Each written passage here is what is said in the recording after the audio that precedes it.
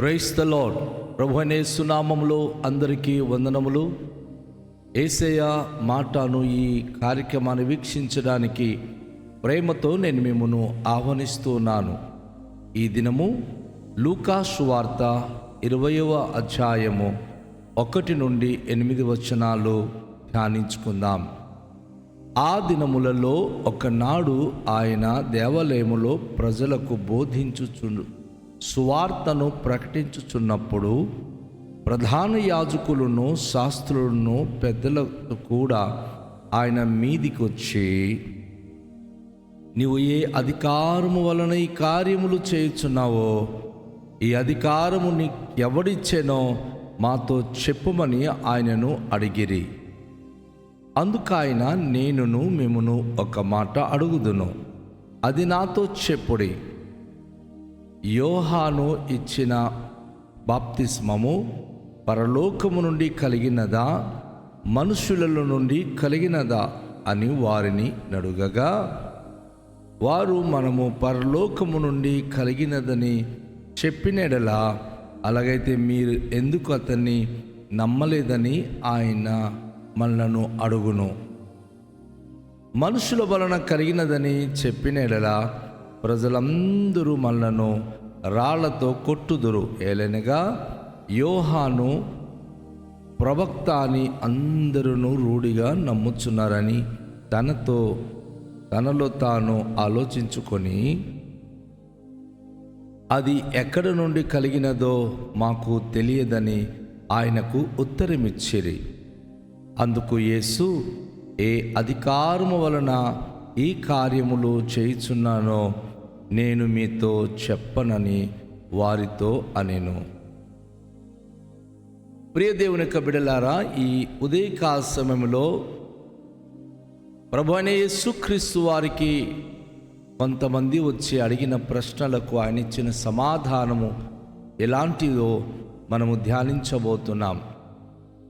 ప్రతిరోజు ప్రభువైన యేసుక్రీస్తు వారు దేవాలయంలోనికి వెళ్ళి తన ఆఖరి వారము, అంటే సిలువలో మరణించే ముందు ఒక వారము ఆయన యెరూషలేములోనే మాత్రము ఆయన బోధిస్తూ, సాయంకాలము ప్రొద్దుకృంగినప్పుడు ఆయన బేతనియా బేత్ఫగీకి బస చేయువాడు. ఆ రీతిగానే ప్రతి దినము ఆయన బోధించినప్పుడు దేవాలయములో ఆయన దేవుని యొక్క అద్భుతమైనటువంటి సువార్త ప్రకటించినప్పుడు అక్కడ కూడుకొని దేవాలయంలో ఎవరుంటారు? యాజకులు ఉంటారు, శాస్త్రులు ఉంటారు, పెద్దలు ఉంటారు. సో వీరందరూ ఏం చేశారంటే, ప్రధాన యాజకులు, శాస్త్రులు, పెద్దలతో కూడా ఆయన దగ్గరికి కూడి వచ్చి, నువ్వు ఏ అధికారము వలన ఈ కార్యములు చేయుచున్నావో, ఈ అధికారమునికి ఎవడిచ్చెనో మాతో చెప్పుమని ఆయనను అడిగిరి. గత వారం రోజుల పాటు వీరు యేసు ప్రభు దగ్గర గమనించింది ఏమిటంటే, మట్లాది వారమున ఆయన దేవుని మందిరంలోనికి వచ్చినప్పుడు వ్యాపారం చేస్తున్న వారి బల్లలన్నీ కూడా తిరిగేసి, వారి యొక్క వ్యాపారాన్ని ఇక్కడి నుంచి పట్టుకుపోండి అని చెప్పి వారికి గద్దించి పావురలను విడిచిపెట్టేశాడు, గాడిదలను వాటి కట్లు ఇప్పేశాడు. యేసుప్రభు వారు కొన్ని అధికారంతో కూడిన కార్యములు చేసి అప్పటి నుంచి తన బోధన చాలా శక్తివంతంగా గద్దింపుతో కూడిన బోధన బోధిస్తున్నప్పుడు ఈ యాజకులు, శాస్త్రులు వీరందరూ కూడుకొని వచ్చి, అసలు ఏ అధికారం వల్ల ఇవన్నీ నువ్వు చేస్తున్నావు? నీ బోధన విధానం ఏమిటి?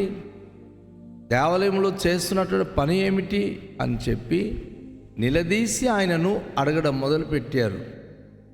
అయితే యేసుప్రభు వారు ఏం చెప్తా ఉన్నారో మనము గమనిస్తే, అందుకైన నేనును మిమ్మును ఒక మాట అడుగుదును, అది నాతో చెప్పుడి. యేసుప్రభు వారు వెంటనే ఆయన అక్కడ ఉన్నటువంటి అధికారులకు, నేను కూడా మిమ్మల్ని ఒక ప్రశ్న వేస్తాను, దానికి సమాధానం చెప్పండి అని అడిగినప్పుడు వారు మౌనంగా ఆయన వైపు చూస్తున్నారు. ఈరోజు అనేక స్థలంలో అనేక మంది ప్రజలు వచ్చి దేవుని ప్రజలకు కొన్ని ప్రశ్నలు వేస్తున్నారు. ఏ అధికారం వలన సువార్త ప్రకటిస్తున్నారు? మీకు ఎవరి అధికారం ఇచ్చారు? రోగులను బాగు చేయడం కానీ, ఈ అనేక మంది ప్రజలకు దేవుని రాజ్య సువార్త చెప్పడం కానీ, అది ఏ అధికారంతో మీరు చేస్తున్నారని ఈరోజు క్రైస్తవ జనాంగానికి అనేక మంది ప్రశ్నించే స్థితిలో మనం చూస్తున్నాం. ఆ రోజుల్లో క్రైస్తవులు మన దేశానికి వచ్చి పర్వతాలలో రాళ్లలో ఇనుము ఉన్నదని చెప్పి తయారు చేసినప్పుడు ఏ అధికారంతో అని అడగల. ఆ రోజు జలాశయాలలో అనేక ఆనకట్టు కట్టినప్పుడు అప్పుడు అడగల. భారతదేశంలో ఈ యొక్క ట్రైన్ సదుపాయాలు, బస్సు రోడ్లు అన్నీ కూడా చేసినప్పుడు ఎవరు కూడా అడగలేదు ఏ అధికారంతో. కానీ ఈరోజు సువార్త ప్రకటించే వారికి మాత్రం మీరు ఏ అధికారంతో సువార్త ప్రకటిస్తున్నారు? మా ఊర్లో యేసే గురించి చెప్పడానికి వీల్లేదు అని నిలదీసి నానా రకాలుగా మాట్లాడుతూ ఉన్నారు. సువార్త ప్రకటిస్తున్న దేవుని బిడ్డలారా, భయపడమక్కండి. యేసు ప్రభువారు ఆ జనాంగానికి ఇచ్చిన సమాధానం మనం విందాం. ఈరోజు ప్రజలు మనకు రకరకాలుగా ప్రశ్నించినప్పుడు ప్రభువైన యేసుక్రీస్తును మనం ప్రార్థన పూర్వకంగా వారితో మాట్లాడగలిగితే ప్రాబ్లం సాల్వ్ అవుతుంది. ఇక మనం గమనించినప్పుడు యేసు ప్రభువారు తనను ప్రశ్నించినట్టు వారికి అడుగుతున్నాడు. యోహానిచ్చిన బాప్తిస్మం పరలోకం నుండి ఆయనకి కలిగినదా, మనుషుల నుంచి కలిగిందా అని యేసు ప్రభువారు అడుగుతున్నారు. ఎవరు అతనికి అధికారం ఇచ్చారు? దేవుడు అధికారం ఇచ్చాడా? ఇక మనుషులు అధికారం ఇచ్చినందుకు ఆయన బాప్తిమిస్తున్నాడా అని అడిగినప్పుడు వారు ఏమని సమాధానం చెప్తున్నారో చూడండి. వారు మనం ఒకవేళ పరలోకం నుండి కలిగినది అని చెప్పితే, అలా అయితే మీరు ఎందుకు అతనికి నమ్మలేదు అని ప్రశ్నిస్తాడు. ఎందుకంటే ఆ జనాంగము యోహానును దేవుని దగ్గర నుంచి వచ్చినటువంటి ఒక ప్రవక్తగా నమ్మేవారు. అయితే ఇప్పుడు ఏమని సమాధానం చెప్పాలి అంటున్నారు. వారు ఒకలాంటి సందిగ్ధంలో ఉన్నారు.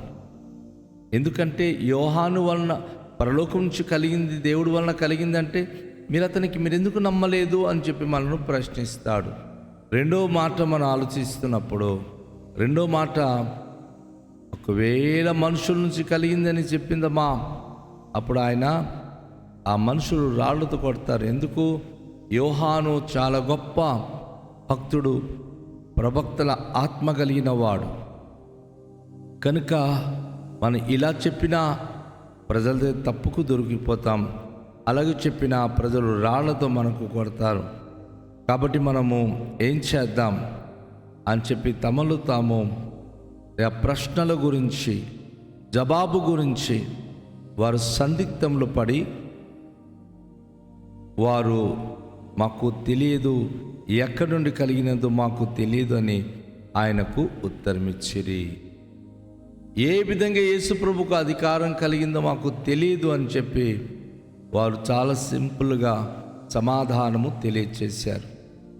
అయితే యేసు ప్రభువారు అంటున్నారు, ఏ అధికారము వలన ఈ కార్యములు చేయుచున్నానో నేనును మీతో చెప్పనని వారితో అనేను. నేను కూడా ఏ అధికారంతో స్వార్థ ప్రకటిస్తున్నానో నేను చెప్పనని ప్రభు తెలియచేశాడు. ఈరోజు ప్రతి ఊళ్ళో, ప్రతి చోట ఎదిరించే మనుషులు, బెదిరించే మనుషులు, ఎవరు మీకు పర్మిషన్ ఇచ్చారు, ఎవరు మీకు అధికారం ఇచ్చారని గుంపు కూడుకొని వచ్చి రకరకాల ప్రశ్నలు వేసి రకరకాలుగా స్వార్థ పరిచర్య నిమిత్తము వారు అనేక విధాలుగా ఇబ్బందులు కలుగ చేస్తున్నారు. అయితే నా ప్రియ సహోదరి, నా ప్రియ సహోదరుడా, దేవుని యొక్క వాక్యములో మనం చూస్తున్నప్పుడు, దేవుని మాటలు వింటున్నప్పుడు, ఏ అధికారము వలన మనకు ఇది అనుగ్రహింపబడుతుంది అన్న ఒక్క మాటకి నేను ఒక విషయం చెప్తున్నాను. యేసు ప్రభువారు అన్నారు, పరలోకమందును భూమి మీదను సర్వాధికారము నాకు ఇవ్వబడినవి. ఆ రోజు ప్రధాన యాజకులకి ఆయన చెప్పలేదు. ఆ దినాన ఉన్నటువంటి శాస్త్రులకు ఆయన చెప్పలేదు. కానీ ఈరోజు అపోస్తలులైన సేవకులకు మనకు ఆయన చెప్పింది ఏమిటంటే, సర్వాధికారం నాకు ఇవ్వబడినవి. సర్వాధికారము యేసేదే.